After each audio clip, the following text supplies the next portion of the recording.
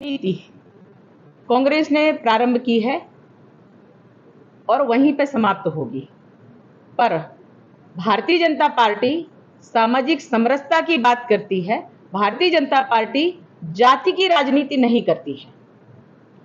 माननीय शिवराज जी मुख्यमंत्री हैं और अगर उन्होंने ये कहा कि मैं नहीं तो मुझे याद करोगे, आपके अनुसार तो उनका कहना है, क्योंकि उन्होंने बहुत काम किए हैं, तो उनका ये कहना है कि आप हमारे कार्यों को तो याद रखोगे, हम नहीं भी हैं तो याद रखोगे। ये कहा जाता है कि कर्म अच्छे किए जाते हैं, जैसे कर्म किए जाते हैं वैसा मनुष्य को याद सदैव रखा जाता है।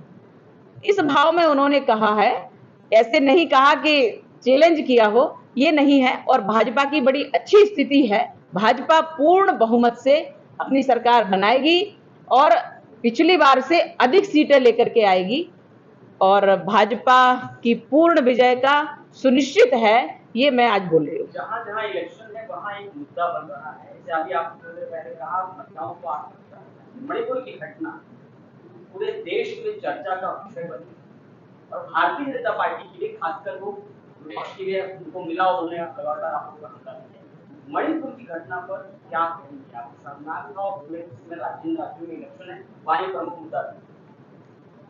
मणिपुर की घटना पहली बार नहीं हुई। मणिपुर की घटना ये सब परिणाम था। आज का इतिहास नहीं है, ये पहले का इतिहास है। और ये किसके द्वारा करवाया गया, पूरा प्लान क्या था, ये पूरी संसद में एक विस्तृत चर्चा हुई। मणिपुर की घटना से संसद ना चल पाए। अगर इतने ही तुम पीड़ित हो तो नैना साहनी को भट्टी में भूल दिया तब क्या था?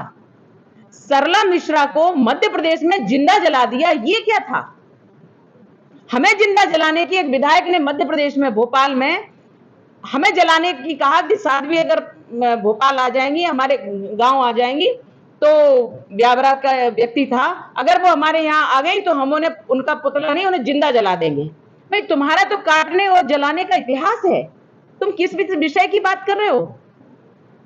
मुझे लगता है ऐसे संवेदनशील विषय जो महिलाओं की मर्यादा, महिलाओं के शील से जुड़ा है, उसको कानूनी तौर पर व्यवस्थित किया जाए, ना कि इसका मजाक बनाया जाए। वसई की बात की जाए, क्या आपको लगता है कि श्रद्धा हत्याकांड सिर्फ एक उदाहरण बनकर रह गया है? अब तक इस बच्ची का अंतिम संस्कार नहीं हो पाया है। कौन सा कांड? ये उदाहरण पेश करने के बजाय क्यों एक ऐसा एग्जाम्पल सेट किया जाता जिससे इस तरह की नृत्य करने वाली लोग पहले ही कहा जाए कि इस तरीके का नृत्य करेंगे तो हमारे लिए बहुत अच्छा लग रहा है मुझे कि तुम एक लड़की हो और तुम्हारी पीड़ा हमारे तक पहुंच रही है। सच बताऊं तो ऐसी लड़कियों की पीड़ा हमारे पास पहुंचती है और सहजता से पहुंचती है, इसमें कहीं कोई रोक टोक नहीं होती। लेकिन जब लड़की थोड़ी सी बड़ी होने लगती है और लव जिहाद में फंसती है, तो हम लोग उसको सुधारने का प्रयास करते हैं, समझाने का प्रयास करते हैं। आप बताइए, कोई भी पिता नहीं चाहेगा कि हमारी बेटी बिना विवाह के किसी लड़के के साथ वहां रहने लग जाए। वो चाहता है हमारी लड़की का भविष्य सुरक्षित हो, इसलिए बड़े अच्छे से विवाह करना चाहता है। पर कुछ सिरफिरी लड़कियां होती हैं जो किसी की बात नहीं सुनती, माता पिता को भी अपशब्द बोलती हैं, घर छोड़ के भाग जाती हैं, ऐसे विधर्मी के साथ रहने लगती हैं जिसके साथ उसका भविष्य सुरक्षित नहीं है। और ये लिव इन जो है हमारे यहाँ नहीं चलता है, ये भारतीय संस्कृति नहीं है। ऐसे करके रहने लगती हैं, उनका परिणाम जो स्वच्छंद हुआ, जो स्वतंत्र है, उसका तो कोई ना कोई अनुशासन होता है। लेकिन जो स्वच्छंद हो गई, उनका हश्र ये होता है, ये मनुष्य नहीं, ये प्रकृति कहती है कि हमारे यहाँ कहा जाता है कि पृथ्वी शांतिरापः शांतिरौषधयः शांति वनस्पतयः शांति, ये वैदिक मंत्र हैं। क्यों कहा जाता है कि हर चीज की पराकाष्ठा, हर चीज की स्वच्छंदता कहीं ना कहीं हानिकारक होती है। अगर औषधियां अपनी स्वच्छंद हो गई तो वो भी नुकसान करती हैं, पेड़ पौधे अगर स्वच्छंद हो गए वो भी नुकसान करेंगे, पृथ्वी अगर स्वच्छंद हो गई वो भी नुकसान करेगी, और आसमान अगर हो गया तो वो भी नुकसान करेगा। इसलिए वेदों में कहा गया है हर चीज की शांति और संतुलन होना चाहिए। इसी प्रकार से, इसी प्रकृति से मनुष्य बना है और इसलिए उसका संतुलन अनिवार्य है।